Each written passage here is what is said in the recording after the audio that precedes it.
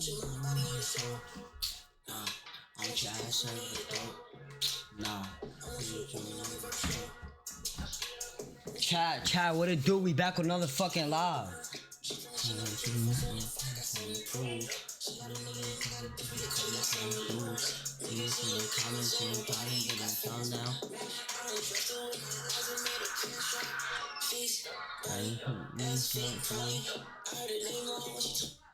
New Loan album in 1 minute and Ye X single in 1 minute. Yo, should I do a reaction video to that, chat? I ain't gonna lie. Welcome to the stream. Welcome to the stream. Welcome to the stream. I ain't gonna lie, chat. What we finna do today, man? We finna react to the album.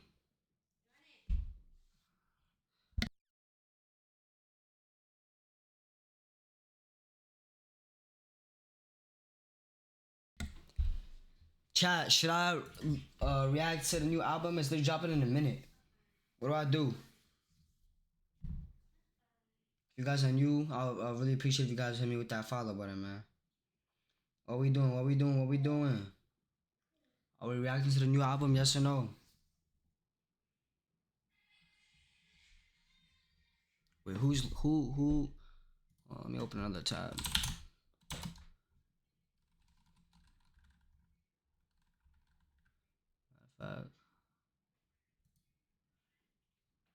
I'm gonna open up Spotify, chat. I'm gonna do Spotify. Spotify. Let's go on Spotify. Bro, Spotify or SoundCloud. It don't matter, bro. I gotta make up my mind. I really like SoundCloud, to be honest. I ain't gonna lie. I like SoundCloud. Let's fucking go. It's here. New Loan first or Ye. Let's react to Ye. She said, trying to prove. Like, she said, boy, you promise, and I promise I go too far. Like,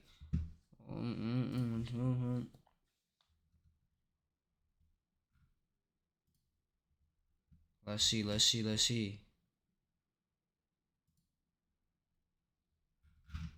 Bro, where is his new shit, bro? What? Hold on, chat. Give me a second. Give me 1 second. That shit just dropped, bro.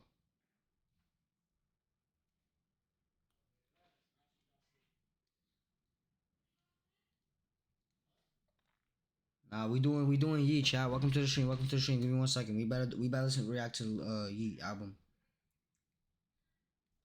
Lil Tecca dropped as well. Low key, chat. Low key. Before we get into Ye and all that, let's react to Lil Tecca's album. Let's react to Lil Tecca shit.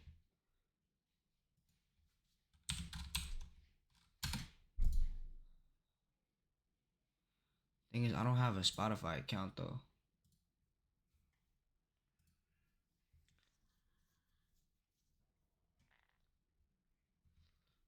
We'll react to Lil Tecca shit.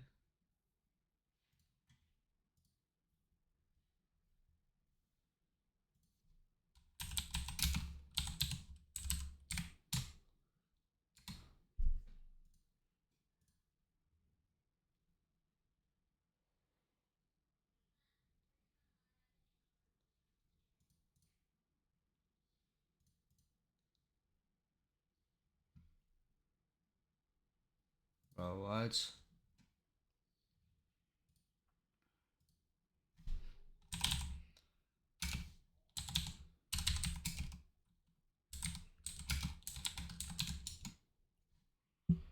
Bro, this shit didn't even drop yet? Like, bro, what's up?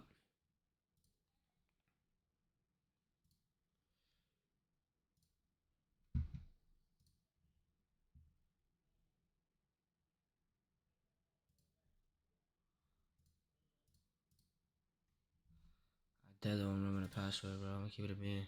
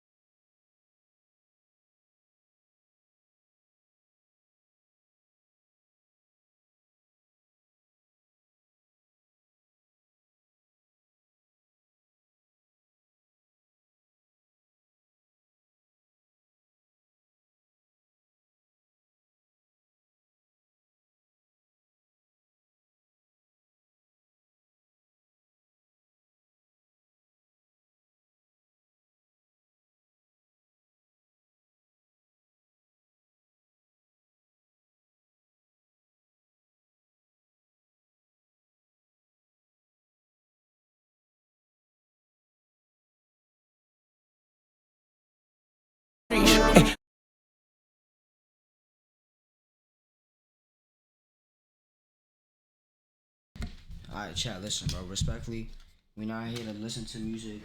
We here to get straight to business, bro. That music shit can't wait, bro. We not here for that music shit. We here to learn. You feel me? Knowledge. Fuck this shit, bro. Got time for that. We gotta learn knowledge, bro. That's what I'm here for. About to implode. I don't know where it came from. I don't know where it's going. But if you ask me where I prefer storing my money, I want to store it in something that I know is real.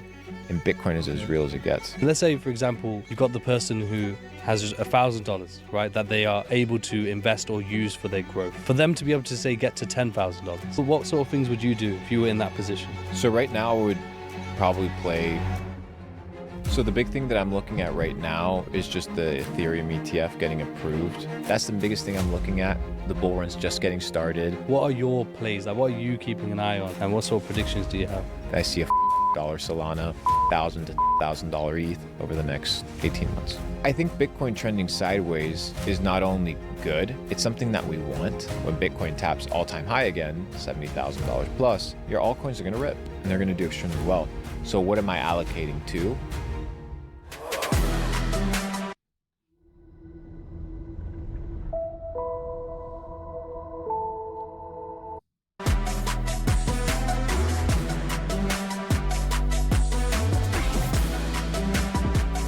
The number one podcast in the trading space, the fastest growing, and that's thanks to every single one of you.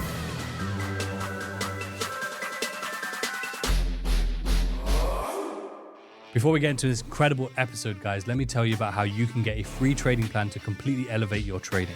There's a link in the description below. We're doing a free email list as part of Words of Wisdom now. We're getting as much The sun, bro. Bitcoin's pumping. The market's doing well. We're happy. Thankfully, Donald Trump did not get shot and killed, because if not today, the trading topics would be a lot different. The markets would have been destroyed. So I like that he was taken care of. He's good to go. Markets seem like they're ready for a phenomenal Q3 and Q4. Definitely. I know we spoke very briefly then, literally, I think the day after, 2 days after, to arrange the podcast. And then since then, we've had Biden now saying he's not going to it's wild. continue on. The landscape is crazy because even the US elections are so important, of course, but then even in this 1 year, we've had the UK elections that just happened. The French elections are going on as well. It's like there's a lot of stuff happening in 2024. A lot of changes. Yeah, a lot of changes on the chessboard per se.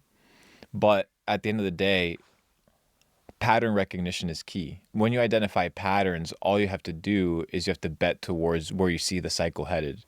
So when you see usually, Republican presidencies take place, the markets tend to perform extremely well.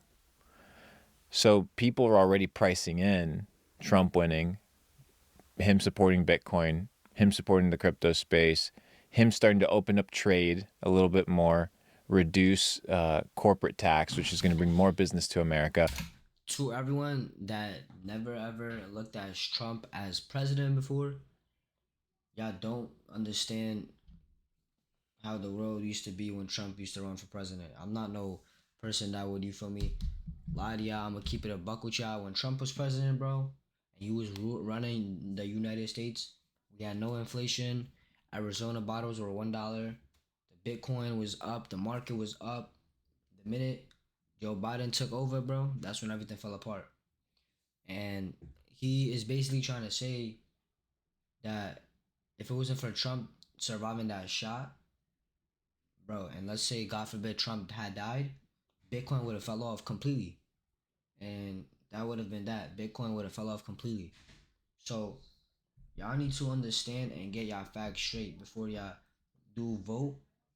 For me, I'm not here to politic. I'm just going based off the knowledge that we know as who is a better president and how presidents are supposed to rule the world, not destroy the world. So that's that. So he has all these things that are cooking up, markets pricing it in, and I think we are headed somewhere excited. I'm pumped for it. definitely. And do you think that it's gonna happen? Do you think he's gonna become president again? I think he's going to become president. I think more so than anything, it's going to give us 4 years where maybe wars and turmoil are going to be less crazy due to the fact that Russia, China, right now they don't respect the United States. It's very simple, very straightforward. Your president can't walk upstairs, right? So United States right now is in a little bit of a vulnerable situation. We have Saudi Arabia right now beginning to allow the exchange of oil in other currencies, not just the petrodollar, because that agreement is up. So now what held the dollar strong is no longer there. So now you have force. So Donald Trump has to go around and start making relationships again, mending things up with countries. And I think that that's pretty much what his tenure is going to look like. I think it might be crazy from the inside, and we might see the attempts of potential takeover of elections. But certain things we can't say because they're going to go on YouTube. But yeah. I find it so fascinating, because especially even with Biden stepping down, it'll be a shock to the masses. But I've been hearing about it on Twitter For sure. for weeks or maybe even months. Kind of necessary, as you said, like when your president's falling upstairs and not knowing where to go after a speech. But it is crazy. And I know Donald Trump's really heavily been quite vocal on his support for crypto and Bitcoin, for example. I think he's speaking actually at Yeah, at the Bitcoin conference. Yeah. But is there any worry that, it's one of those things where it's to get the votes, get the election, and then no action afterwards? I mean, yes and no. Yes, in the aspect of, obviously there's a huge voter base that supports Bitcoin. Therefore, if you support it by proxy, they'll like you more. But there's a ton of billionaires and a ton of lobbying taking place on the crypto side to make sure that crypto wins. Right now, you see a lot of exchanges. I talked to a lot of head of exchanges, and they're telling me, we're getting crackdowns from either the SEC, or we're getting crackdowns now from a new organization in Europe called MiCA, MiCA, that is basically the SEC that blankets all of Europe. So now all of these exchanges need to be compliant under this new European SEC. So they're starting to build DEXs and become decentralized, because now politics is becoming a tool of weaponry. So you're seeing a lot of billionaires, a lot of very rich companies like Coinbase go to Capitol Hill and say, hey, like, we want crypto to be taken care of. So if Donald Trump is taking money from these guys are getting favors in return. It's the name of the game. So he wants to keep crypto in-house. Ideally, the United States build some sort of Bitcoin treasury or reserve.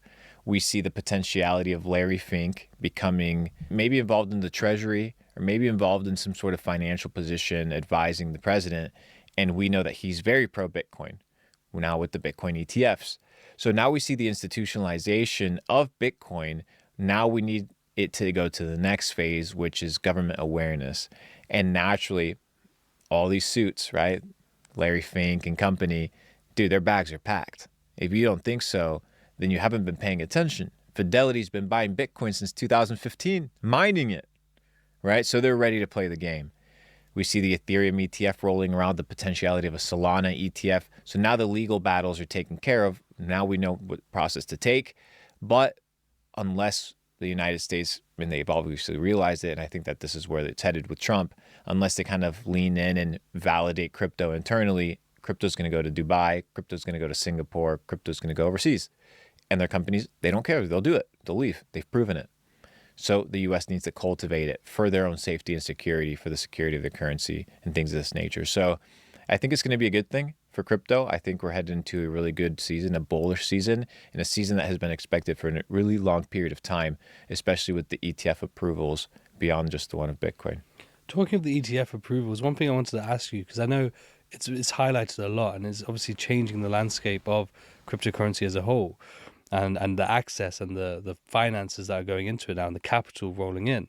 But I know there'll be people out there as part of the audience who won't understand how important that is, or what the sort of dynamic of the ETFs being approved and being made makes for the market. Could you break that down slightly, of like, why is it that these ETFs being approved and being made is so important? So it's all about the path of least resistance.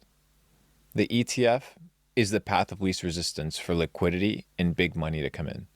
Many of these companies that will invest in an ETF, in a mutual fund, they have investors, policies, things of this nature that they need to comply with. Telling them, hey, go buy Bitcoin and hold it in a ledger is not viable for these companies. An exchange traded fund is the pooling of this money in order to attack or purchase or acquire a certain asset class. In this case, you have the Bitcoin ETF. So the Bitcoin ETF is a cumulative of a lot of companies that have interest in Bitcoin and want Bitcoin exposure without having direct exposure to Bitcoin. So you have the custody or the middleman. So you don't just have BlackRock, you have a ton of other companies that are right now launching their ETFs, not just in the United States, but overseas. And what it's doing is allowing the path of least resistance for institutional capital, people that have policies and rules on how their money is supposed to be managed, and is a lot more conservative than we think, pouring into Bitcoin. Number two, we have sovereign states. Sovereign states and sovereign individuals now getting into Bitcoin. A lot of them do it through big banks, do it through big organizations. So buying Bitcoin directly for them doesn't make sense. They're in it for the trade. They're in it for the money. They don't necessarily care about holding the Bitcoin itself. Might as well just leave it with Coinbase custody. That's how they think about it. So the reason it's important is because it's the path of least resistance, number one. Number two, it's the validation that it's actually a financial market that is accepted. Once the US accepts something as a national asset class or something that the market will kind of consider, it becomes a standard worldwide.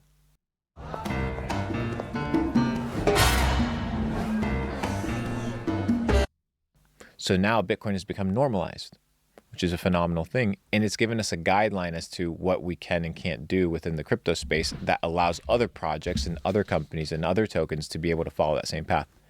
The Ethereum ETF is on the way as well.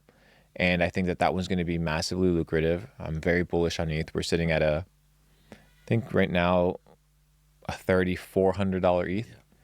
Very cheap, under all-time high. And we could see it push to $5,000, $6,000, even $10,000 with a very bullish scenario.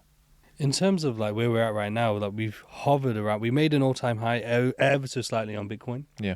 And then we had a pullback, and we've just sort of been hovering, for a good amount of months now.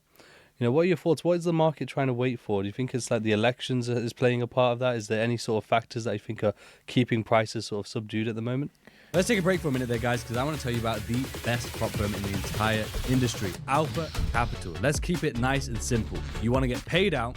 You want to have institutional experience behind the firm. You want to have main source of liquidity for the market. Everything else kind of gets pulled. But now you're seeing projects resurface. But what I like about the market is that the market, every single bull run, becomes more intelligent. They figure out how they're getting finessed. They figure out, hey, what are fake promises or what are real projects?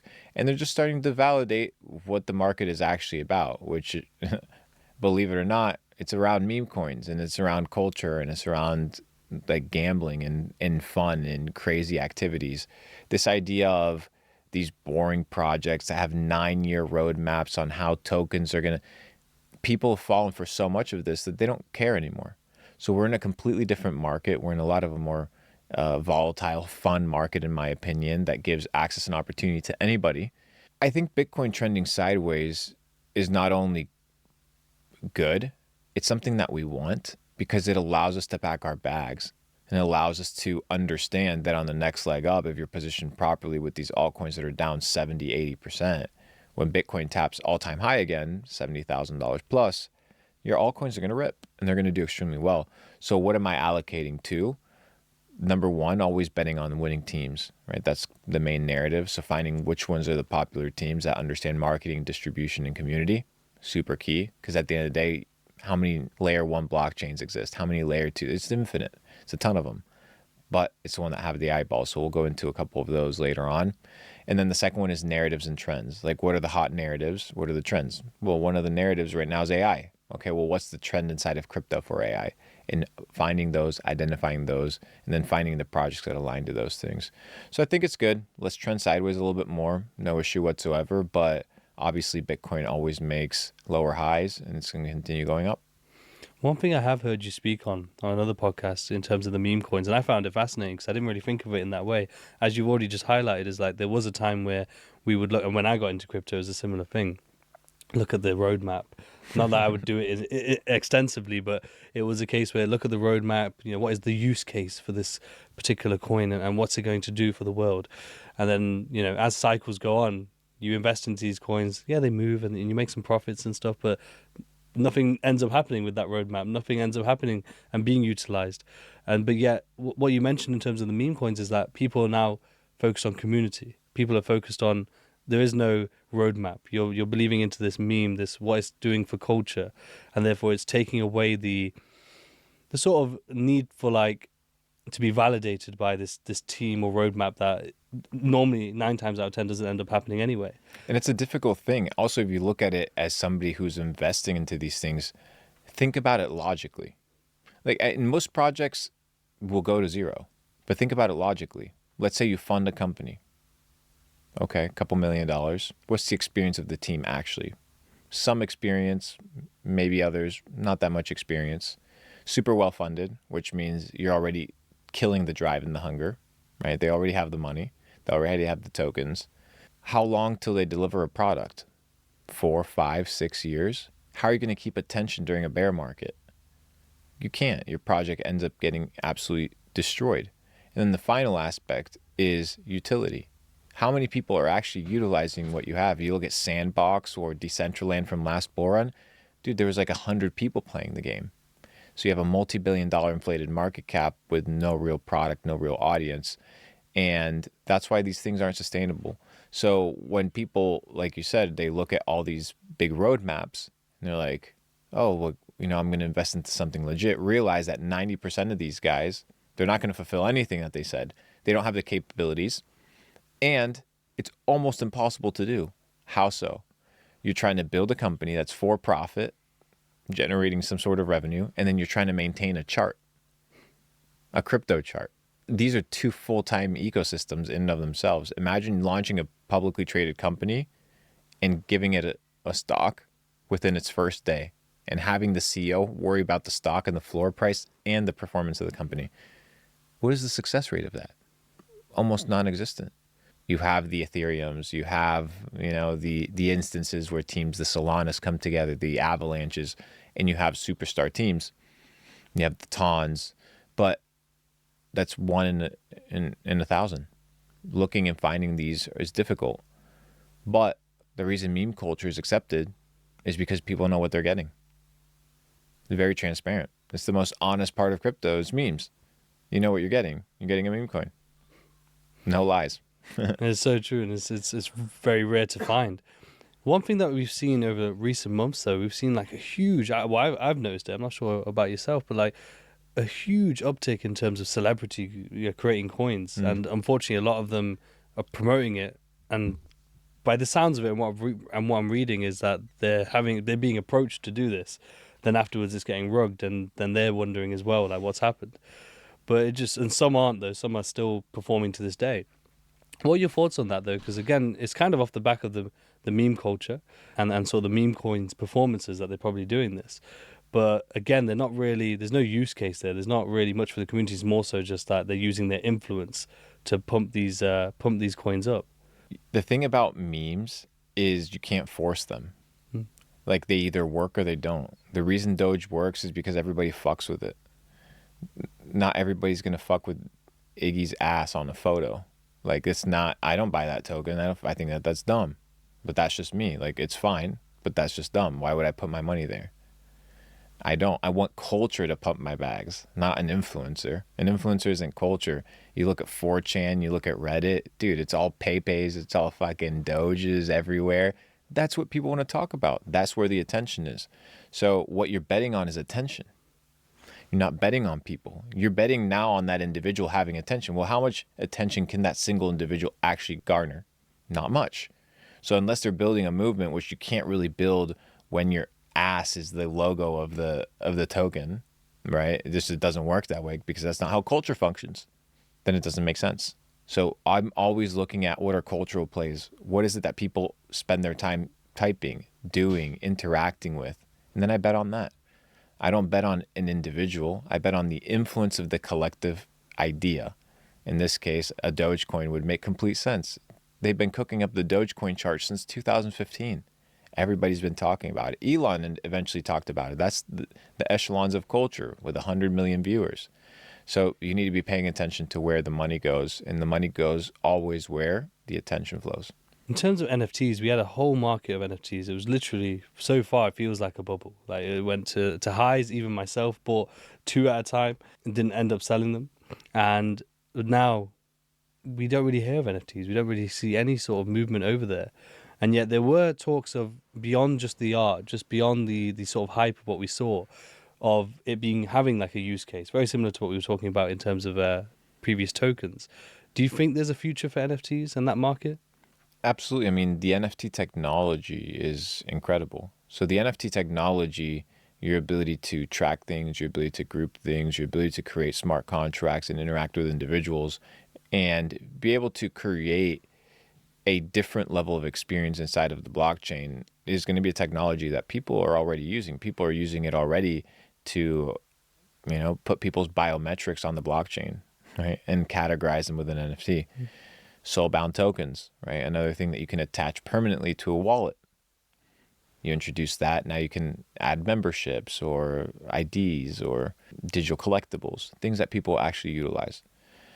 We begin to see the emergence of high-quality games and games that are going to last for an extended period of time. Let me give you an example. We have Grand Theft Auto 6 on the way. Dude, I'm going to be playing the fuck out of that game. You know why? Because people are going to be building and doing business on that thing for the next 10 years. Do you want to make money? Get on Grand Theft Auto and get good. They're about to roll out some digital currency feature. If they don't, it'd be foolish of them. But imagine now you have a digital currency attached to a game like Grand Theft Auto. So these things need to be digitalized. So digital collectibles, these are going to be your non-fungible assets. Imagine people, instead of playing Counter-Strike, right, and collecting all these skins or the Fortnite skins, actually had the ability to what? Own, trade, and sell that thing that they worked hard for.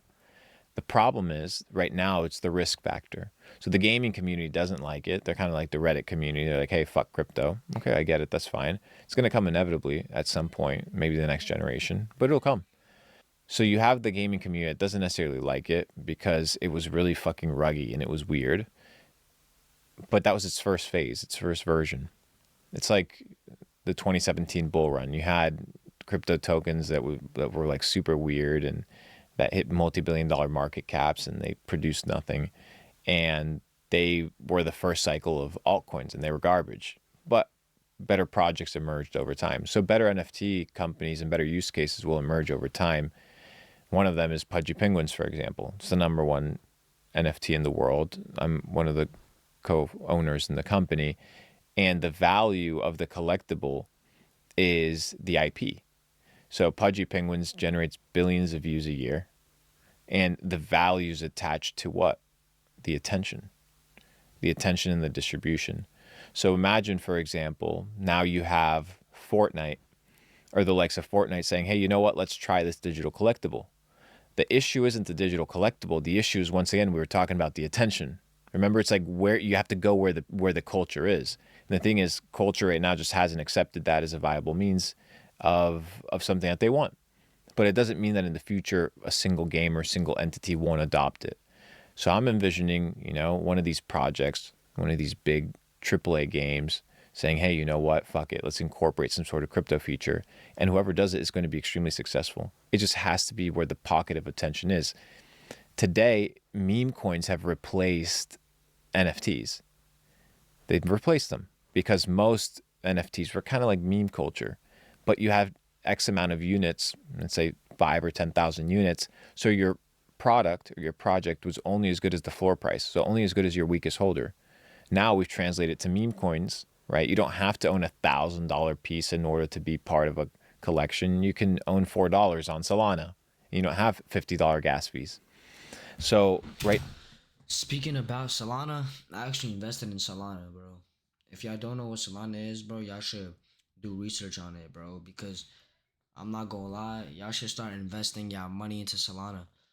All of y'all that fuck with Bitcoin and like fuck with the stock market, bro, like y'all got to invest into Solana, bro. Like start investing to Solana, bro. Solana is like a top, bro. Solana's top, bro. Right now, the meme culture, what we had in NFTs, the degeneracy, has moved over to meme culture. And I don't see it moving back the same way that it used to because of the liquidity that is attached to the meme culture. It's so easy to get in and out of positions. The risk is so much smaller. But then you find these blue chips, these winning products like Pudgy Penguins, this winning IP. And by owning the NFT, you're basically betting on the IP to continue succeeding long term. I love that. And I think it's so important, like what you've highlighted already in terms of attention, because even with the meme market, for example, I think a lot of people, what we've seen anyway, generally with crypto investing and, just generally with social media as well, is that people they will hear sound bites or people saying something and they'll just go run at it without any research or any knowledge. So like with the meme coins, for example, they'll hear of one, let's say just a random one, and they'll just invest. They won't even look to manage or look at a chart or whatever it may be. What are your thoughts when looking at memes and sort of managing your positions whenever invested? Like, what is it that you would look for in terms of how to get out, or would you look to invest and then is there any sort of like break even sort of strategy that you would go for? Because I know I'm a lot big of on people memes. just hold. I'm big on memes. So one is if you're just reading something on Twitter and you buy it, you're not investing, you're gambling, and you're depending on somebody else to make you money. 95% of the time, you're going to lose it because you don't understand the thesis or the analysis that the other person has done. You're just trusting them. Now, there's people out there that have good track records. Okay, look at what they're saying, but don't just take it. Do your own research. What is your own research in a very practical way? Specifically in crypto, what do you bet on? One, winning teams, right? So you bet on winning teams. Who's the CMO? What's their strategy in order to acquire new eyeballs? Because that's what matters. And meme culture is about who can acquire the attention. Yeah, I'm Deadpool's roommate. Lying down. I can't see him. Now you begin to see kind of narratives form. You saw Pepe kind of take off. Okay, and then I was like, okay, Pepe took off, and it took off on the Ethereum chain. And then you started hearing something about the lines of something called the Boys Club. And you're like, okay, what's the Boys Club? Oh, well, Pepe, the character that everybody knows, he's part of this comic book thing. It's called the Boys Club. I'm like, okay, well, there's other characters to that in that thing as well. And then I see a meme pop up on Base Chain called Brett. And I look at the character and I'm like, okay, this thing's at $1 billion market cap. Okay, this is the second character of this thing. So I'm like, okay, what are these meme guys doing? Then I go to Solana and there's the third one, which is called Wolf. And then I'm like, okay, so these guys are building a narrative. So I catch on to the narrative and I start buying. Bro, if you catch onto the wave, bro, and you start buying at a young,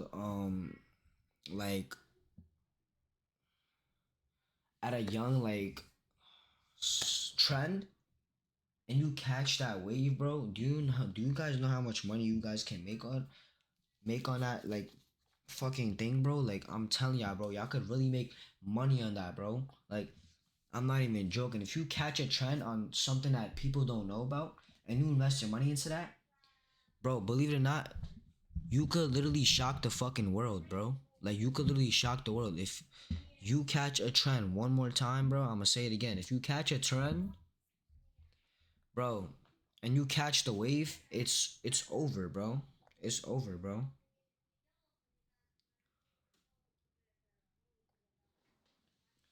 Like, I'm telling y'all, bro, like, this is the new wave, bro. Bitcoin, all of this shit, bro. Like, entrepreneurship, this is the wave, bro. Like, if people want to drop out and don't know what to do, come over to my streams and I'll explain to you what. And I'm explaining to you, and I'm gonna have a sit down conversation with you, and you let me know whether this is something that you want to do or whatever you want to do, bro. I'm gonna sit here and I'm gonna have a conversation with you, and I'm gonna tell you what's right and what's wrong and what you should do. And bro, believe it or not, you listen to me, you're gonna make it, bro. You're gonna go far in life. Trust me. And the market starts performing in that direction because the narrative makes sense. The narrative is, hey, Pepe took off, therefore the other ones are going to take off as well because they're part of the same idea. Enough people are believing into this concept and the performance is doing extremely well. Number one. Number two is their ability to list on exchanges and their ability to access liquidity.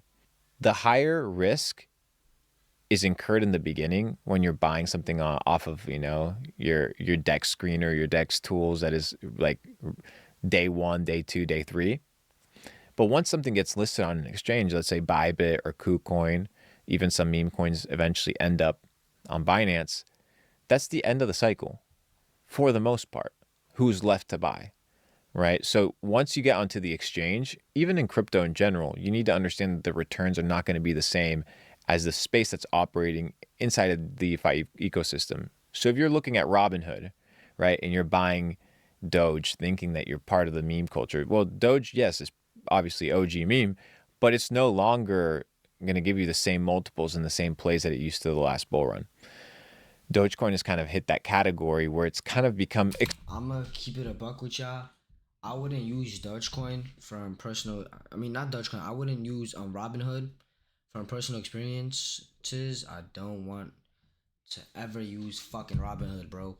Robinhood, don't ever use it, bro. If you guys want to start trading and you guys want to start investing into Bitcoin, bro, like, use Thinkorswim.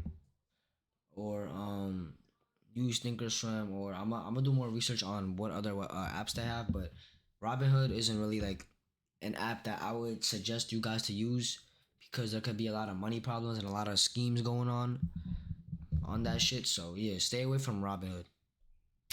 Accept it as money. Like if I was to ask you, hey, right now I'll give you 10,000 pounds, would you save it in Zimbabwe dollars or in Doge? In Doge. So which one's more real money? You know what I mean? The world's fucking crazy. So once you ask yourself that question and you answer that, and you're like, you know what, I prefer holding Dogecoin, and some of my Argentina team members, I'll pay them in Bitcoin and they'll hold Bitcoin instead of holding the Argentine peso. Which one's the actual meme coin? Like which one's the shit coin? Like you begin to evaluate what are all the categories of a shit coin. The fiat system represents all of them. You don't know who the fucking dev is. The dev can print infinite supply. The dev can rug you. The dev can take your tokens. The dev can freeze your supply. And they can tell you where to and where not to transact. I don't want that currency. That currency's shit. If that had a different token instead of a US dollar, had a different name, nobody would buy it. Yeah. And, oh, yeah, I buy it and then more of it gets printed and then that gets dispersed and therefore my shit's worth less. That's what the meme coin is. That's the joke. So once you break from the illusion of, oh, meme coin this, meme coin that, dude, go to the penny stock market. Half of those companies are fucking memes. They're a joke. Biotech this, biotech that. Bro, it's a couple news articles in a shack in the middle of the woods. You don't think so? Okay, go watch The Wolf of Wall Street again, dude. It's a crazy environment out there. And now what you're seeing is meme coins being a true form of this idea of people wanting to make fast money. But now it's not this garbage illusion of whether this company's real or not real, fake revenues. No, there's a meme coin, and whether culture adopts it or not, it's your gamble and it's your play. But it's, to me, the most honest part of all of crypto. No. Like the way you broke it down, I think really represents that as well. And one thing that you mentioned there, I think was so important as well. Like we've said about how the money is where the attention is, but to make money, based on what you said in terms of the how you sort of figured out that meme there, you need to pay attention as well of what's happening in the market on the different chains. Because I think going back to what we were saying, like a lot of people are looking for a signal, looking for someone to say something and follow that advice. While the true professionals, the people who actually make the returns that everyone wants to make within any of the markets, but especially crypto, are the ones who are paying attention. That they know what's happening on the different chains, and it takes time. And I think it's being willing to give that time, because most people, unfortunately, are going down that sort of lazy route that they want something out of life, but they're just not willing to put in the necessary work, even though the work might be just research, or the work might be, just checking different exchanges and the prices that are going on. Yeah. Or, as you say, memes and knowing what the sort of culture is reacting to and responding to, or knowing which part of the process, as you mentioned, like once you get to the exchanges, you're sort of towards the end of that process. So knowing which part of that process you're at. What would you say to those people out there who are really wanting to get involved in crypto, especially as we're growing? The industry's grown phenomenally over the last 10 years, but where we're going, as you say, it could be the next generation before we start to see real mass adoption on that level. But for those who really are interested, but they don't know where to start, or they haven't got that right mindset, as I said, they're still looking at the signal route rather than actually wanting to make that money and paying attention. Now, what would you say to those people? Let's take a break for a minute there, guys, because I want to tell you about our brand new sponsor, WAP, a one-stop shop for all things digital assets and digital community. Now, if you're a trader out there looking to elevate your trading game, which is why you're watching this podcast, WAP is the place to, Add the cherry on top. They drive demand and subscriptions to your business just because you're hosted on their marketplace. It is a complete no-brainer. Now, there's a link in the description to book a call directly with them so you can get your community set up today. Check that out. Let's get back to the episode. The year is 1848. And in the eastern colonies of the United States, rumors begin to surface that in the West, they had found gold near something known as the American River. The president validates it about a couple months later, and 300,000 migrants moved from east to west in the hopes of finding gold. Today, we live in the digital gold rush. Your ability to access information, resources, connections at the fingertips is insane. It's something that has never been possible before. Opportunity without leaving the comfort of your home. Is it easy? It's a lot easier than going from east to west, dealing with the thieves, the bad terrains, the dangerous animals. But do you think that it was only miners that went to the west? No, people changed their current profession. There was doctors, lawyers, bankers that said, hey, you know what? There's an opportunity out there that will not be there forever, and I need to capitalize on it. And the risk takers, the people that understand that there's opportunity outside of comfort, are the ones that pioneer these things. But what you come to realize is that even if you say, hey, you know what, I don't want the risk of that wave one of going to California and experiencing the California gold rush. It's too risky for me. Okay, I get it. I agree. But what you need to understand is that from that gold rush, a 200-year gold industry was born. There was two individuals that were moving and transporting people from east to west and moving and transporting gold. Their last name's Wells, and the other one, his last name Fargo. The bank, Wells Fargo, today manages trillions of dollars of assets, but it started when the miners needed somewhere to put their gold. So the gold rush created bilateral businesses and opportunities as well. So you don't have to be in crypto. What you need to understand is crypto's an aspect of what? The macro trend, the macro narrative, which is people are spending all of their day on the internet. We need to tell you about Beth's IUD. Beth got it a couple of years ago to treat her endometriosis. You can't be here with me right now because we have limitations, human limitations, things that you can't control. But because of the internet, because of technology, you're basically here with us. Yes, and what he's trying to say is that technology can play a good role and a bad role. You just gotta know to stay focused and make sure to watch smart, necessary things that will educate your brain, not watch stupid shit like shit that wouldn't get you nowhere in life, bro, and that you're just sitting on your ass to watch is a waste of time. And the internet is distracting you mentally. So you as a person has to come down to a conclusion on whether you really want to lock in and stay motivated and focused on watching a video that you know will get you successful, that you know that will get you there. You feel me? Like, you need to watch some shit like that, nor watch something that is stupid. You feel me?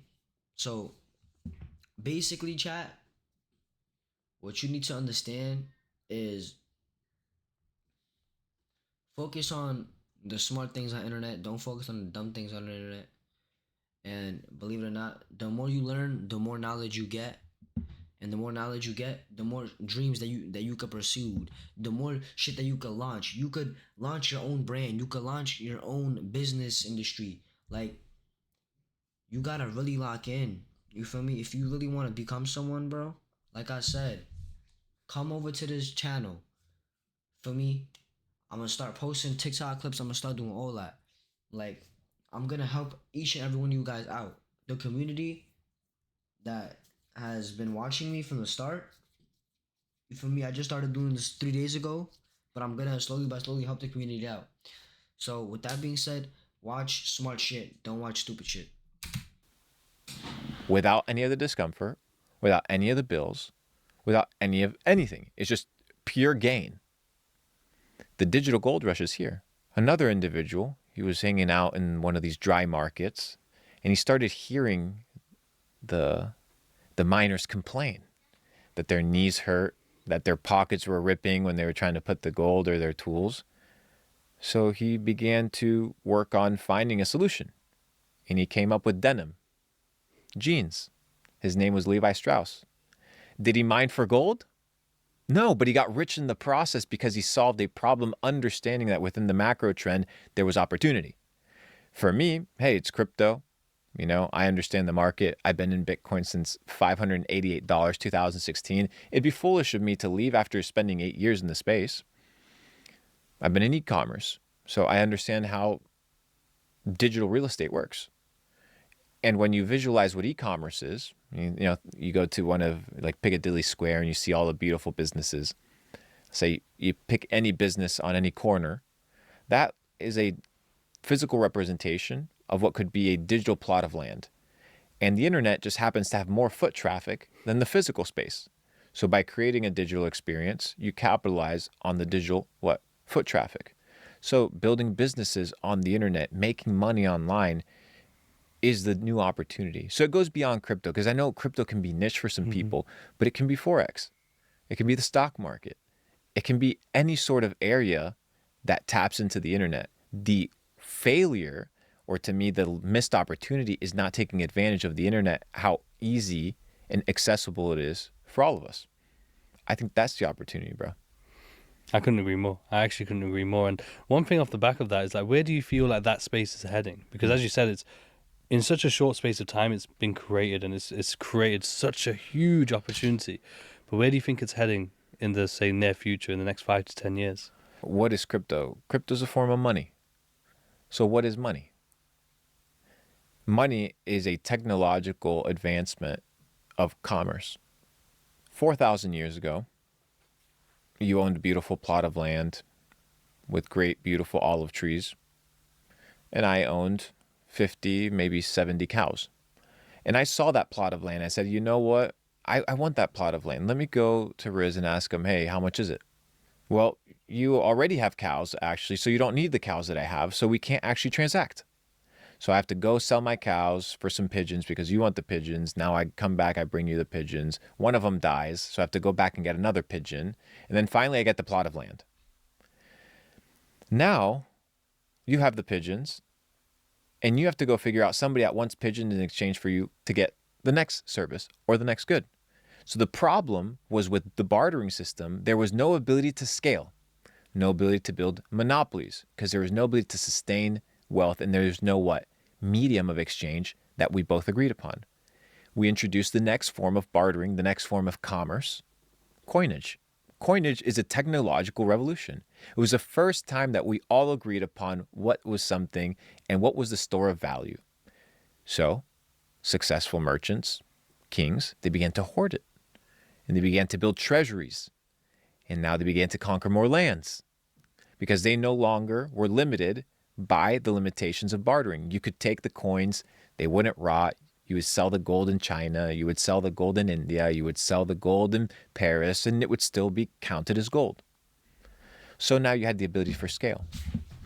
The issue was, now kings started realizing, hey, maybe I can shave a little bit off the top of the coin and make some new coins. And you know what? Maybe the people won't notice that I'm, printing coins out of thin air. Maybe I'll add some alloy or some metal instead of the silver, diluting the currency. So they began to realize, hey, like coinage now can be forged. So we need another system. Now people can no longer have their own system. We need to have something centralized. Everybody's managing on gold. The banks are holding gold. Let's get rid of the gold standard. Let's introduce paper money. Paper money, obviously, if you have, let's say, a kilo worth of gold, you can't be carrying that with your horse hanging around town. No, you have paper receipts that the bank gives you, and people began exchanging paper receipts. The receipts of what? The units of gold that were in the bank. But then the banks got cheeky, and they said, you know what? No longer a mod. Nah, I took away everyone's mod because there was some shit going on where my videos wouldn't be uploading on Twitch, so I needed to figure out what the issue was. So I just took away everyone's mod, but you feel me? I'm gonna give back mod to the people that are like actually there and are consistent on wanting to be a mod. I'm not just gonna just give mods away just to give mods away and then have people show up like whenever they feel like it for me. But yo, stay tuned in this video, bro, because this right here, this is a video that you should watch, gang. I ain't gonna lie. My shirt? What about my shirt? This shit is brand new. I just got this shit today. I took out. What you mean? I can see your nipples. Hey, yo, pause. You want them? Yeah, I'm gonna feed you it.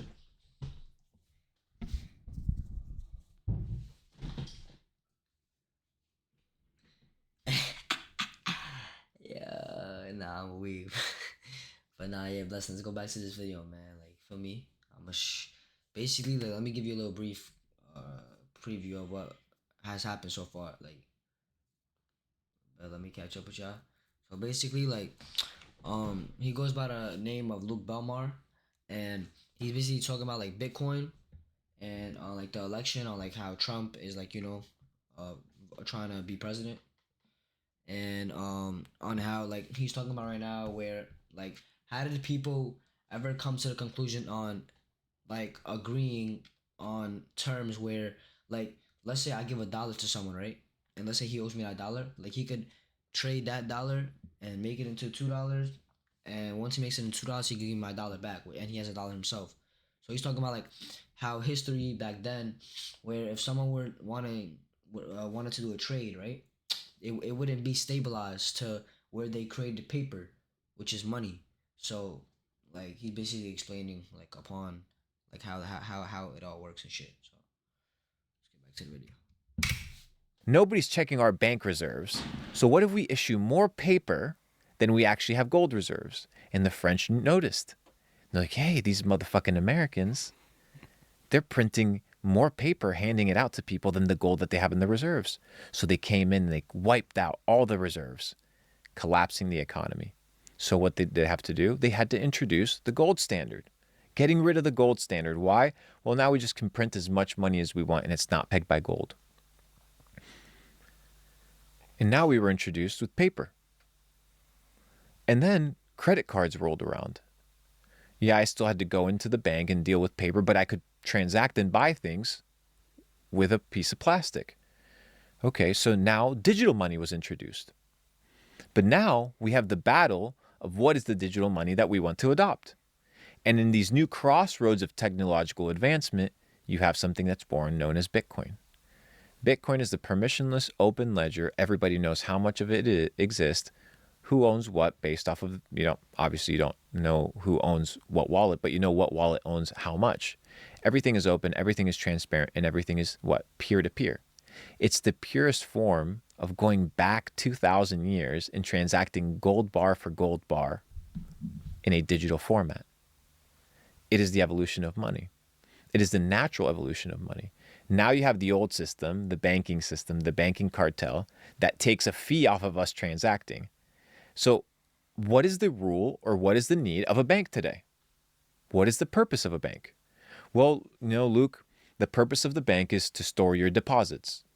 No, a bank does not hold deposits. If they hold deposits, why do they give you interest on your deposit? It's not a deposit. The moment they give you an interest on it, it's a loan. You're loaning them money, they're giving you an interest, they're taking that money, they're investing it. It's not a deposit. It's a loan. Work. Play. Blink. Relief. Work. Once they give you interest, that thing becomes a liability on their balance. What you're seeing displayed on your checking account is just a record of how much the bank owes you. So the purpose of the bank isn't to hold deposits. Well, the purpose of the bank, Luke, is to fractionalize money. Well, no, that's not the purpose of the bank. It doesn't fractionalize money. Well, what's the purpose of the bank? The purpose of the bank is credit creation. It creates loans. It's in the business of buying and selling securities. So if the bank is in the business of credit creation and everything around us is getting inflated and more expensive due to the fact that we're creating credit that is being utilized to buy Louis Vuitton bags. It's not productive credit. It's not credit that adds to the GDP. we enter a situation whereby the dilution of our money becomes so big that we no longer trust it. But now we enter a very dangerous situation. If we don't have an alternative payment system, the tokenization or the programmability of digital money, like a central bank digital currency, becomes very scary. Because now they don't want to just issue the currency, they want to control the rules as to how you can use the currency. So for example, hey, Riz, you've already spent, you know what? You spent 2 hours already with the light on. Now your light gets turned off because your curfew's up. And if not, we'll turn off your power bill and your cards won't work. Oh, you didn't get vaccinated? Oh, you went 5 kilometers past your house curfew? No worries, your cards just won't work. You have no freedom. Back in the day, at least you had cash. You could do whatever you wanted. So is that the system that you want? The answer is no. What is the alternative system to that digital revolution, that next advancement of money? In my opinion, it's Bitcoin, digital currencies, things that are decentralized. So it's a little bit of how I've been thinking about and theorizing this idea of Bitcoin and rationalizing whether digital currencies, decentralized ones, fighting against centralized institutions are going to last. And I think people will fight for it. Do you think they will? Absolutely. So I always think about that. I think about it a lot. Like, will people actually do it? We always hope. I'm always very hopeful and think the best of people. But I think one of the plays that the system talks about when it comes to CBDCs is that they'll give you a universal basic income. Yeah. Right. And that's essentially how they'll get the masses to accept it. Yes. Because they'll be like, it's free money. Yeah. You know. What are your thoughts on that? Well, there's nothing that is free. Yeah. And once you hit universal basic income, now you have to follow a set of rules and guidelines in order to receive that universal basic income. And that's where the issue is going to come. And part of me understands it. I'll explain to you the side that understands it. And I'll explain to you the side that scares me. The side that I understand is what happens when AI in 50 years replaces half of the white collar jobs that are around. What are people going to do? A lot of people are not going to do anything. So there's a lot of people that are looking at, hey, how do we subsidize all these individuals that will inevitably have no work? On the other hand, people will acquire new tasks, and I think people will also adapt to working in an environment with AI. So you just can't put all of people on a universal basic income and then sustain them. It doesn't work that way. You don't produce a productive society, it's going to crumble. So on one side, I get it. On the other side, I'm like, hey, once you start giving people free money, people have no intention to work. What's that money actually worth? Who's producing things of value? And how do I make sure that now this digital money that you give me isn't programmed in some way, shape, or form that when I get out of line, that no longer becomes financial freedom, it becomes financial prison because I'm bound to you. And that's what I think is, I would say, the cards up these guys' sleeves. Yeah, well, funny enough, it's just changed now. Prime Minister here in the UK, Rishi Sunak, he was Prime Minister a few months back. But before that, he was the Treasury. And he openly spoke about CBDCs. And that's what he said. They said they'll be programmable for that very thing. And I think someone spoke about that and highlighted that exact example on Joe Rogan. And they broke it down the exact same ways in terms of, if, let's say, you go over your quota for, how many drinks you've had, no more drinks, or you haven't done enough hours here, or even if we go to the social credit system, it's all compliance. All compliance. It's a crazy world. Do you feel like we're in a time right now where it really matters what decisions you make and how you choose to use your attention, use essentially your money as well, and what you support, what you get involved in? So I tell people there's 3 essential things in life. 3 things of control, areas of control. And when you dominate these 3 areas, the world is yours for the taking. And these are the 3 elements that all of us have. Some people say, hey, Luke, you have more opportunity, you have more money, you have more of this, you have more of that. People look at what they don't have. But what is it that we all do have? We have 3 things. Time. So what is it that you do with your time? Most people are wasting their time. You're not successful because you're wasting the time that you have. 2 is your energy. Where are you focusing that time? The input. And then finally is your attention. People are distracted. People aren't inputting the right amount of energy. And they are in a situation whereby when you get distracted, and you have no focus, you can't succeed. If you want to make money in crypto, focus on that. If you want to learn how to trade, focus on that. If you want to learn the psychology of trading, focus on that. You need to be able to have hyper focus towards a given what goal, an objective. Most people don't have that. So your time, your energy, and your attention. Most people don't secure these three things. They don't protect these three things. They give their time to the fucking Instagram timeline. They give their attention to some random bitch. They give their energy and their money to partying and wasting it. Dude, you work your entire week for that money in order to get to the next level, and you just... Bro. What he is saying right now is straight up facts, bro. If you are the people that I'm talking to right now that do this, change your life around for the better, bro. Don't wake up at fucking 3 o'clock in the afternoon, staying up the whole night just to speak on the phone with a girl that you know isn't gonna get you nowhere in life, bro. Like, get your life sorted out. Get a sleep schedule. Start going to the gym. Find a 9 to 5 in the meantime. I'm not saying work a 9 to 5 your whole life. Find a 9 to 5 in the meantime to where your schedule can get back on point, where you could get better, where you could fix your sleep schedule, where you could elevate, you know? Your mind has to become sharp. Like, why the fuck would I sit there on my phone, scroll on Instagram Reels for 12 hours straight, bro? Just sitting on my bed, waiting for food to be cooked, waiting for my food to my bed to be done, waiting for my mom to come in my room and fucking fold my clothes. Like, no, bro. That's not reality. That's not reality, bro. We're not in fucking kindergarten, bro. We're grown men. You feel me? We are the man in the house. When your pops is not home, you take over. Stop sitting on your fucking ass talking to females, bro. They're not gonna get you nowhere. They're distractions. Cut them off. Cut all ties. The minute you make it is the minute they'll come to you. The females will come to you. gave it to some dude that charged you overpriced bottles and told you that you're cool and you're not. You're a fucking dork. Like you lost. So your time, energy, and attention are the three things you need to preserve at all times. Doesn't matter if you're rich, you're poor. You're rich on these three things. We're in a time and a situation where technology is advancing so quick that your decisions have a massive impact, short term and long term. There's a law known as Moore's Law, where technology advances at twice the speed, at half the cost, every 2 years. So every 2 years, technology becomes twice as powerful, and it becomes half as expensive to produce. So we're in this exponential curve. So you have this exponential curve, which means technology is moving so quickly that if you become disconnected, if you fuck up, it'll impact your ability to progress. And in business, in entrepreneurship, in trading, you can't cheat your way to the top. Like you can fake your P&Ls on Twitter and on Instagram, but you can't fake how much money you have in the bank. So you have to put in the work. You have to put in the hours. Put in the work. Put in the fucking hours, bro.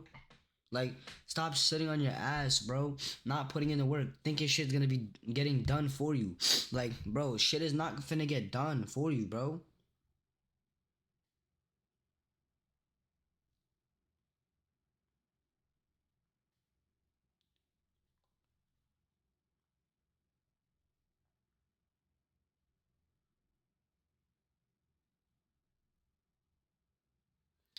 Like, bro, my fault. I was doing some chat. I was texting someone. But, bro, I'm telling y'all, bro, put in the fucking work, bro. Like, the importance of putting in work, bro. Let me tell y'all the importance of putting in the work. If you wake up every day, bro, having something to get done, your mind is doing something physically. You're not scrolling on fucking TikTok, Instagram. Like, you're not over here on the phone with a girl for fucking 9 hours straight, bro. Just saying bullshit to each other, bro. Like, real shit. Unless you really fuck with her, alright, cool, you feel me? But don't be on the phone with her for 9 hours a day and letting that shit distract you, bro. Get your own shit done. Get priorities straight. Get your fucking money straight. Get your family, you feel me, believing in you, bro. Like, do you want to be known for the rest of your life that you used to be a fucking bum, that used to sleep all day,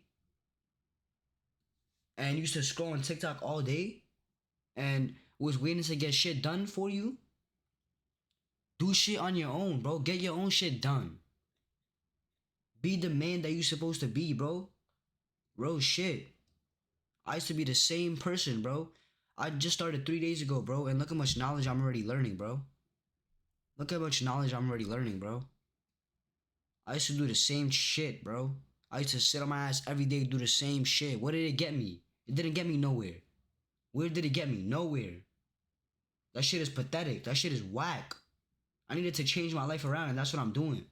And I want you guys to experience it with me.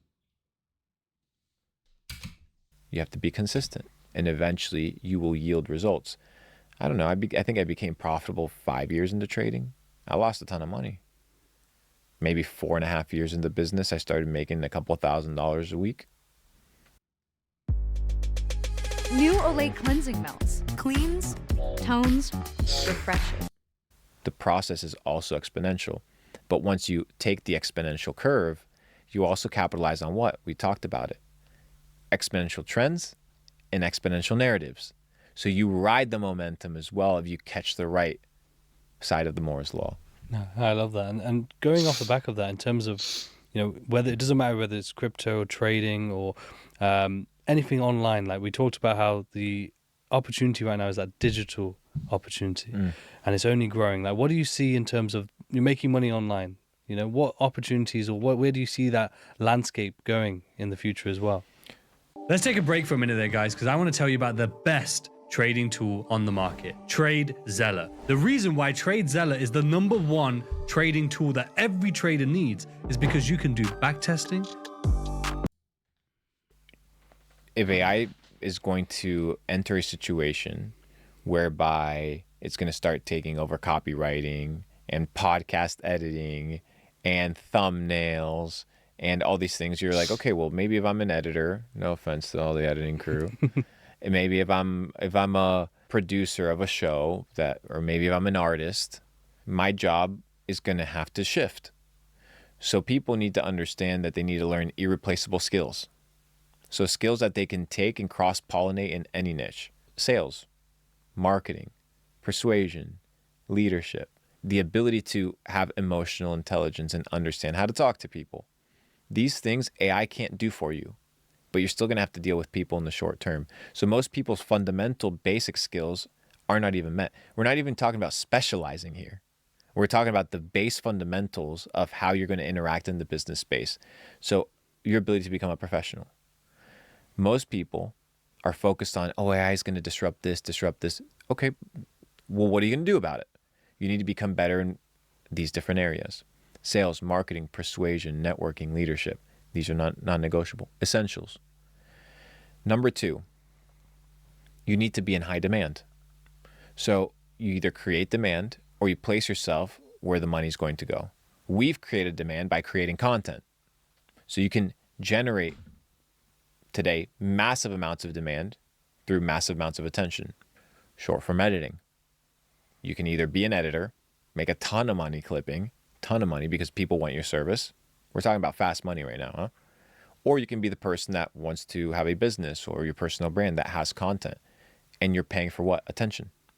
So we have a massive attention game right now where people are exchanging dollars for attention and exchanging dollars for influence because they're realizing that the dollar's not worth as much as getting that attention and getting that currency. So it's something that people really value. The second and final part is in the digital space is there's 3 types of areas that you can service, that you can make money in.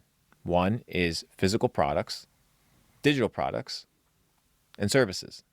So, for example, do you have a community or any sort of digital product? Yeah. Okay, so you have your digital product. Let's say you were selling hoodies, that would be your physical product. And then your service, let's say you host a mastermind that teaches people how to trade, right? That's your service. These 3 different verticals allow you to make money. So, for example, let's say you don't have a product and you're like, hey, Luke, I don't want to do e-commerce. Well, you can still do services online. You could still build a business on TikTok that literally shows how you cut grass and get customers that way. And you will. So you can do physical products, digital products, or services. Digital products are great, especially nowadays. We have people losing trust in institutions and trust in the school system, so they're looking for other verticals of education. So digital products, you don't have inventory, the product isn't going to rot. You don't have to manage your logistics and your P&Ls in that sense. So no inventory, no overhead. You have your digital product. Your physical product, a little bit more complicated. And then your services, anybody can get started. Flipping sneakers is a service. Make tens of thousands of dollars a month. It's real. It exists. So find those verticals instead of looking at, oh, this is where you can make money. Every person is different. Everybody has a different wealth profile. The way that Warren Buffett got rich is a different way than Michael Jordan got rich, but they both got extremely wealthy. Their wealth profile is different. So instead of talking about specifics, is hey, what are the macro things that everybody needs to master collectively? I think that was actually really, really interesting in terms of people should focus on themselves first, build their fundamentals first as an individual. Yes. Before even business related, before specializing, as you say, then get specialized and then go into that marketplace. And money is a lagging indicator of success. You can't have the paycheck mindset and assume that you're going to get the results the next day. No, you have to become a professional. You have to feel stupid in order to become smart. You have to be a loser in order to become a winner. So if you don't go through the trenches and understand that there's going to be a period where you're not going to get paid for your efforts, you're not going to get paid for your performance. You just won't. But eventually, that will all come back and catch up to you. So you can't have the paycheck mindset. You can't be thinking that everything is going to be instant gratification. You have to build your value because you get paid in the marketplace in proportion to the difficulty of the problems that you solve. So if the problems that you solve are big and you need a lot of value, you need to become a certain type of person to solve big problems, you'll get paid in proportion to that. If you solve small problems like flipping fucking patties, anybody can do that. You'll get paid in proportion to solving that problem, which is not very difficult. And I was talking to a very successful businessman at some point last year, and he said, you know what is about profit, Luke? He's like, you know where you find profit? In the biggest of problems. So where there's problems, there's profit. Old Spice Gentleman Super Hydration Body Wash. Vanilla and shea. 24/7 moisturization with vitamin B3. So most people, they want to make money, but they don't identify the problems that they can service and provide solutions for. So instead of looking at a problem and being like, oh, the world sucks, look at a problem, identify the gold rush opportunity in it, capitalize on it, make money, customers happy, you get paid, the world's yours for the taking. What would you say that one of the biggest mistakes that you're seeing the younger generation making right now when they could be making opportunity? Instant gratification. The dopamine hits that you have of how many motivational videos do you motherfuckers watch? They're all dopamine hits. You don't act on it.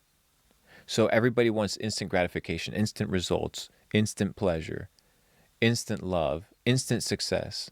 Success is good because most people don't achieve it. If everybody was successful, then it wouldn't be worth anything. It's dope and it's worth something because it's fucking hard. That's what makes it sick. That's why people respect it. Getting rich, who gives a fuck about the money? It's the fact that you were able to do it. You come from the trenches, you get rich, respect. You come from a silver spoon, you get rich, oh, it's fine, you got money.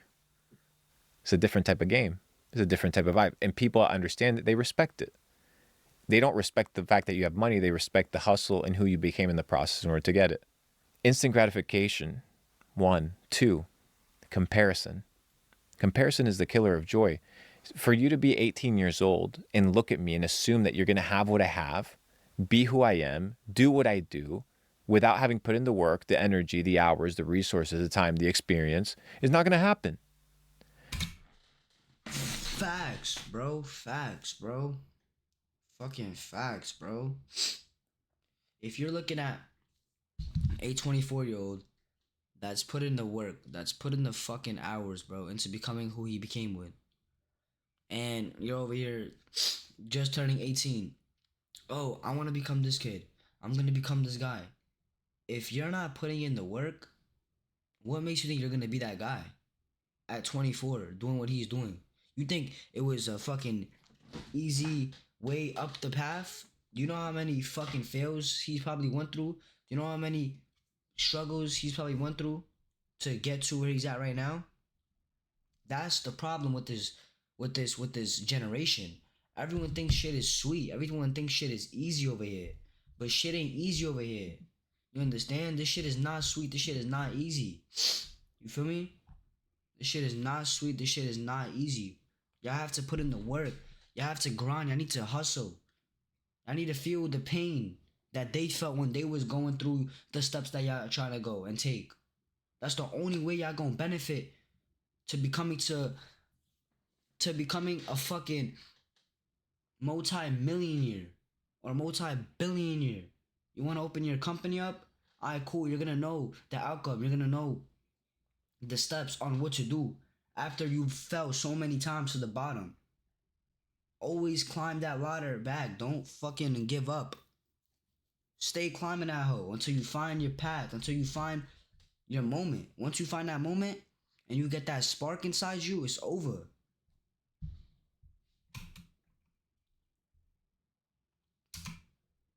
So people are looking at the internet. They're looking at all these individuals, the supercars, the bitches, all this shit. Like, this is what I want. No, that's not what you want. That's what you've been told that you want. That's what you've been told is success.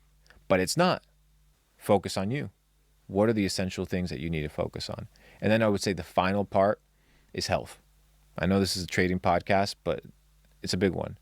You need to have your temple in check. You need to have your body in check. What does a man profit if he gains the whole world but loses his own soul? Right? So if you make a ton of money, if you achieve financial success, business success, but you compromise your health, your mindset, your spirituality in the process, you lost the game. I think that last point is the one that a lot of people struggle with. Even I've struggled with it as well. Like when you get into the entrepreneurship, and especially once you're the grinding phase, and then of course the momentum. Once that momentum's there, it's so easy to get such a tunnel vision and only focus on how do I grow as a business, how do I grow as a brand, as a person, as a creator, and so on and so forth.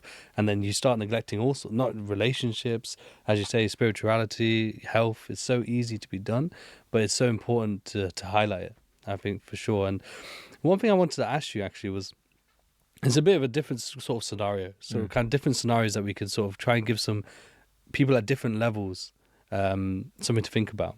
So let's say, for example, you've got the person who has $1,000, right, that they are able to invest or use for their growth.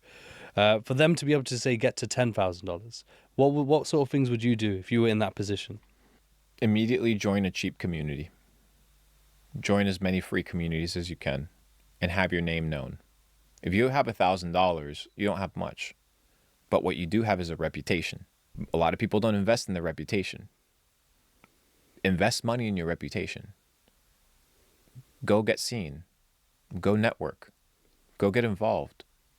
Go spend your money. Go spend the $150, buy a plane ticket, and go surround yourself with winning people. Offer value. You know how people get networked and connected? When they are the to-go-to guy. So are you the to-go-to guy for anything? If I'm the to-go-to guy, and I am for a lot of things, opportunity naturally comes my way because I'm the middleman, I'm the gateway. So before making any sort of plays myself, I started becoming the gateway, that guy. People knew me for this. So I invested my money into my personal brand. I invested my money into myself, into my self-development. Not just my internal self-development, like my mindset. People talk, you don't have to buy a course, a single course. But what is your reputation? Your reputation needs to be untainted, unassailable, of high regard. And you achieve this through networking. You achieve this through interacting with people. This idea of being isolated online and thinking that the best opportunities come from you talking to somebody on a Discord and that's where things are going to get materialized. Yeah, it could. But I've interacted with people in person, and the digital relationships, when kind of brokered physically, they become a lot more meaningful and a lot deeper. So when I have $1,000, I'm focused on me. I'm focused on leveling up me. You're not going to make a ton of money off of flipping $1,000. It's just simply not going to be the case. Become the person that makes more money. Once you start making a couple more $1,000, let's say you make $4,000 or $5,000 a month, now you can focus on multiplying that money. Whether you want to flip it with sneakers, flip it with, some sort of garage sale, or whether you want to trade, small things here and there, it's still not a lot of money. Instead of flipping, instead of trading, you need to focus on cash flow. You need to focus on how can you build and sustain your lifestyle. And then all the excess is the money that allows you to trade. Because you can trade one of two ways. You can trade out of need and out of greed, or you can trade out of being in control. If you trade out of need and greed, the person that gets the $500 wants to flip it in a shitcoin because they have to pay for rent tomorrow. They're not going to win because their mindset, how they're trading, how they're going about it is completely wrong. If you trade out of strategy, out of your plan, you're in control. And you don't need to trade. You don't need to make that money because it's not your only source of income. So for traders, especially beginners, they don't have enough ammunition to continue playing the game because they don't have cash flow. So focus on yourself, elevate your skill sets, elevate your connections, become a better individual, make a little bit more money, have some sort of cash flow that comes in, and then your excess, you can jump into the market. I started paper trading for the first 2 years. So I paper traded for a couple of years while I was observing it. My money was quite limited. And once I began to make more money, then it gave me more freedom to position myself and make better plays. Let's say if we took another scenario then. So that's the $1,000 scenario. Let's go up to $100,000. Let's say if you're at $100,000 mark and your aim is to use that to be able to get to the 7 figures. What would you do in that position? So right now I would probably play the crypto markets as my highest leverage play. 100,000 to $1 million in a bull run is possible, but obviously advocating for 10x multiples in 12 months is pretty insane, even though it's doable. But I would be allocating just, I would say 30% of my portfolio to Bitcoin, maybe 20% to ETH, maybe 20% to TON. The Open Network is the new token that's been built on the Telegram ecosystem. And then probably the rest of the 30% sprinkled across altcoins, top altcoins like Solana, Avalanche, and just ride the bull market. After I ride the bull market, I'd probably cash out, which is kind of what I did last bull run, and then just put it into a high return yield fund that gives me 5, 6, 7% a year, and then wait for the next bull run to roll around. It might take you 2 to 3 cycles to get to that number. Obviously, the goal here is to not lose money. That's the first rule of trading. So you just don't lose money. If I tell you go buy a meme coin, then it's not the right play. The right play is for you to preserve that. Because losing $100,000, if that's all the money you have, that's a lot of fucking hard work to get back. It's a lot of your first 100 grand. You got to respect them. So once you have that number, it's about growing it steadily. And once again, it goes back to the same principle. If you have cash flow, you're going to treat and interact with that 100 grand a lot differently. If that's your end all be all, and that's where you're going to make your money from, your principal from, it's one thing. But I swing trade. I'm not day trading. I don't pull my profits that day and pay for the bills. No, I'll pull money every single year, and that's kind of how I'll operate. So a little bit of different perspective. I know some people make a living off of trading. That's great. I know people that make millions of dollars doing that. I personally swing trade, and I have my cash flow that comes in from my business operation. I think I'm like bleeding from my nose, bro. I don't know what's up with me. And from my personal brand that allows me the opportunity to actually play long-term narratives. So basically what he's trying to say right here is he's day trading. Like basically what day trading is, like I used to day trade when I was 16. So like you'd wake up at 9 o'clock and that's when the stock market will open up. And basically like I'm gonna give you a stock market. Like let's say you opened up and you had your MacBook open and you had Tesla open and you had Nvidia open. So basically like if you're going for a call means that like it's basically going up. Like it's basically like it's not a prediction because you're reading the charts. You have to read the charts in order to make money. Because if you don't read the charts, and let's say you put a call and it's going into a put, which means it's going down, like you're basically losing. Like you basically lost your bread. Like you basically lost your bread from there. So just remember, bro. Like a call, you feel me? You read the chart, read the charts. After you read the charts, you make the right move, the right play, and then you pull out real quick. Feel me? And then boom.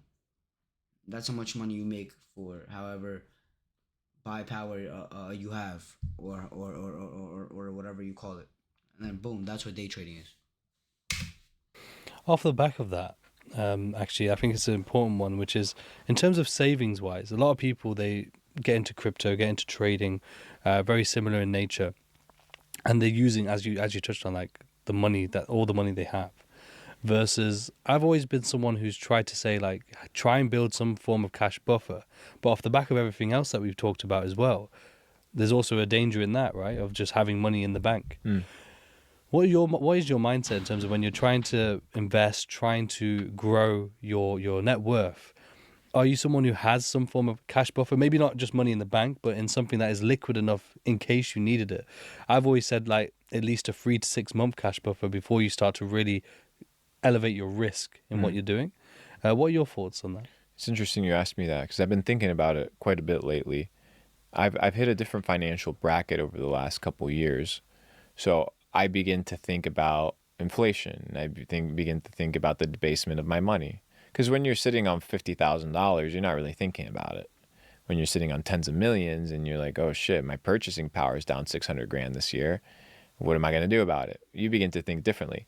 And now imagine you're a billionaire and they're telling you that inflation is 8%.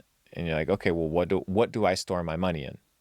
Because we need to understand what money is. We talked about money is just a transfer of basically energy. You had to labor for your thing. I had to labor for mine. And it's a bartering system of energy. Money is just a transfer of energy. But money is not just a transfer of energy. It also used to be a store of energy and a store of value. However, after gold was ripped off from the dollar and the gold standard was removed, saving became impossible.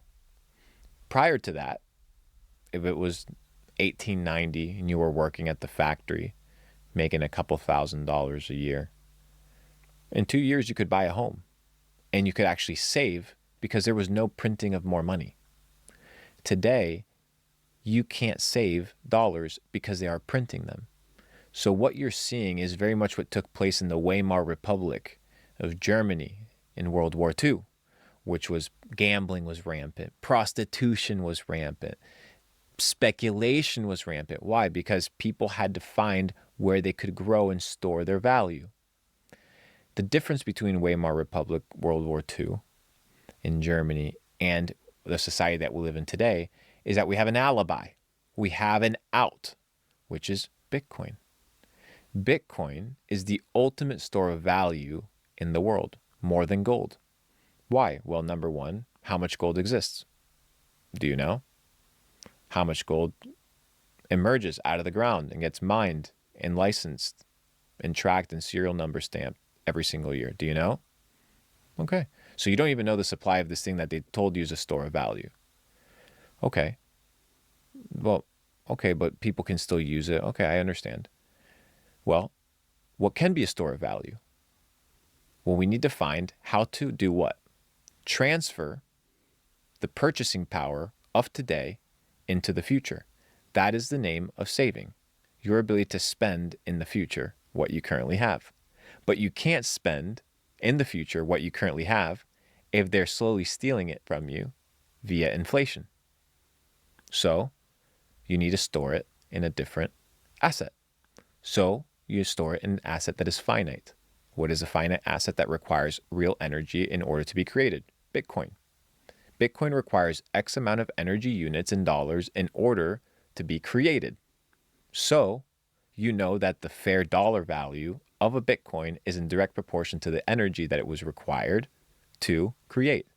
Because this goes back to the second law of thermodynamics. Energy can neither be created nor destroyed. It can only be transformed. So by injecting fiat, you're injecting false energy into the system. The system is going to reject it naturally because it's outside of natural law. So you're expecting a reaction, you're expecting stimulus, but you're injecting fake energy.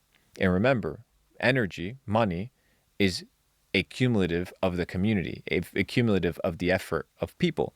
So if you're injecting fake money, what you're doing is you're producing fake energy. During COVID, 25% of all US dollars in circulation were printed. Trillions of dollars. I was doing the calculations. Let's say you make a $15 an hour wage, and I divided that $15 an hour wage by the amount of dollars that were printed. And I realized these motherfuckers printed over 600 billion hours of human labor.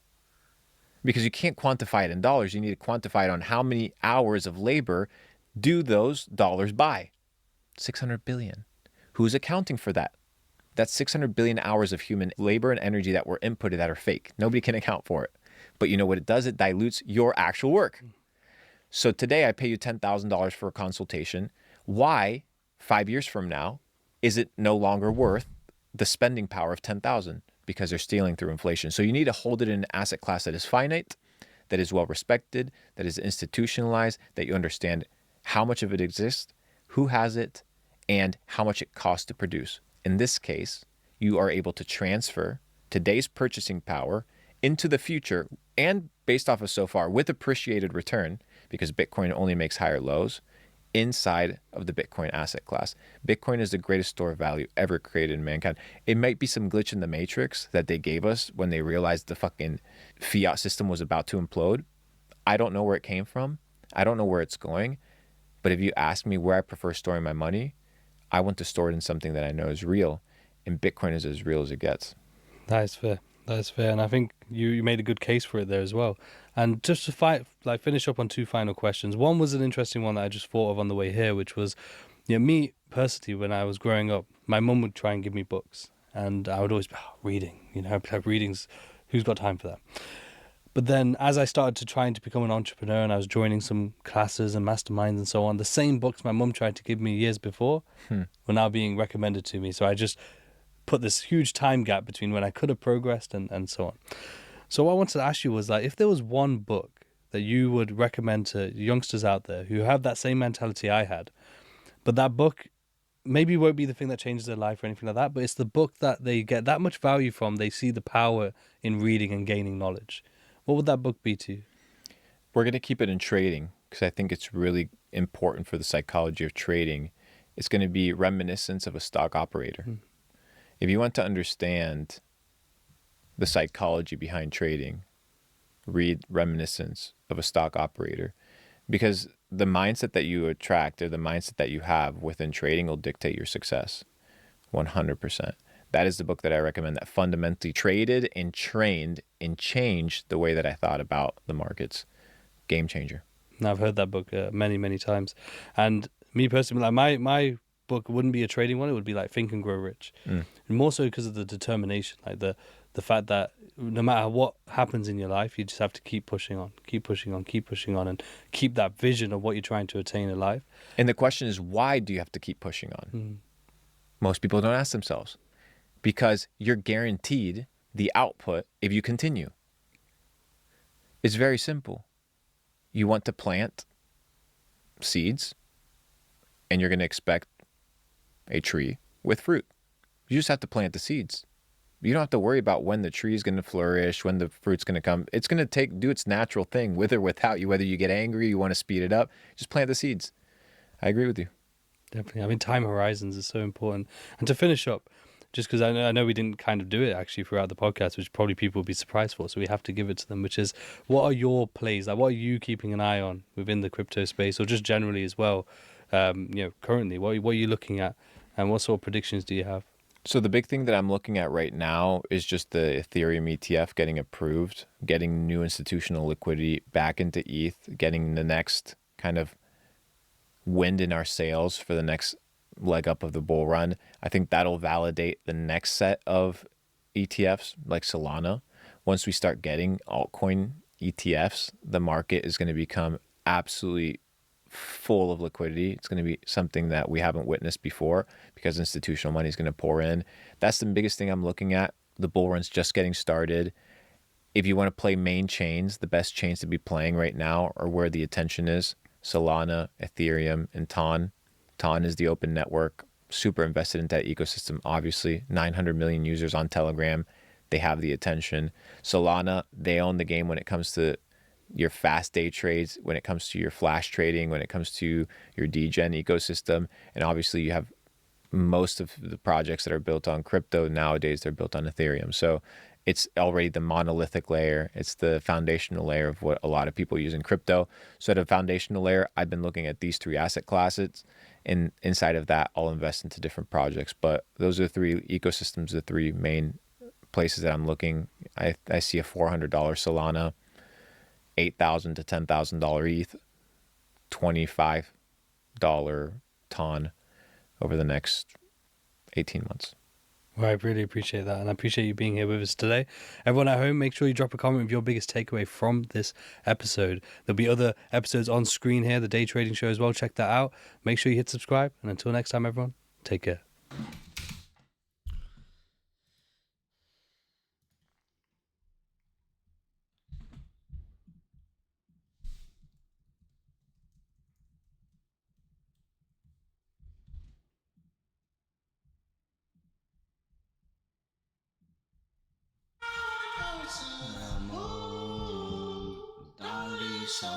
Dolly Sosa, how can I get through? Appreciate each and every one of y'all for stopping by in today's stream. More knowledge, more success, and more focus will get you to where you need to be at, chat. Y'all are family. I appreciate each and every one of y'all that have watched me from the start to where I'm at now. We started from 0 followers. We're at 151 followers. Road to 160. I love y'all so much.